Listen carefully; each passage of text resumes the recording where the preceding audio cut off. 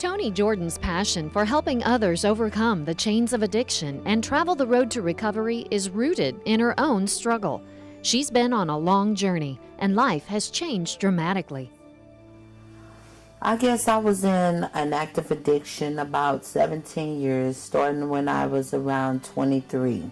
During my addiction, I've done many things, including shoplifting, and shoplifting is what took me to prison a couple of times. April 6th is the day I entered Vandalia Women Prison. 10 days after that, my mom died. That was something to me because I'm not there to support my children, none of my family members, or to be a part in that homegoing of my mom. Life don't stop. Life is going on with me not being there, so what you gonna do, So my prison time was a blessing to me. I grew up. I was the baby. I was baby-fied. But in prison, I learned responsibility, maturity, and when I came out that door, I was like, God, I don't want to go back to drugs. You would never think, seeing Toni today, where she was a few years ago. She's outstanding. After successfully completing treatment at the Queen of Peace Center, Toni was invited to become a member of the agency's Consumer Advisory Board and asked to help identify recovery supports and services that were not being addressed or were not sufficient in the programs. She quickly proved to be a valuable member of the board. Her influence among other peers, among the women, among the regular staff was phenomenal. She was consistently present and positive. I always wanted to give back, so the CAB, the advisory board, became a way for me to give back. And I would come up here and volunteer my hours, talking to women who were struggling of, why am I here?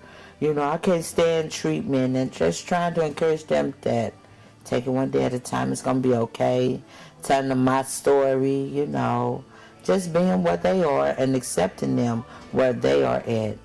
All of our clients who come here, when they're down and out, when they don't feel like there's hope, Toni is there, to let them know she's been through it, to show them that there is hope, to pray with them, just to coach them through their hard times. Toni's career at Queen of Peace began when she was hired to transport women in treatment and their children. She then worked as a peer specialist and residential aide at the recovery home for pregnant and postpartum women. Being in that addiction just is horrible, Being caught up in there is just like a zoo, of untamed animals, and just a dark place. She has that unique ability to both provide that individual direct service and then the ability to so eloquently share her story in front of, a congressman about her lived experience in hopes that we can change some of these policies and make them more, more progressive, and we can serve more individuals struggling with an addiction. I don't know. I think she just makes people smile. She's just a lighthearted, honest, fun-loving, deeply caring person.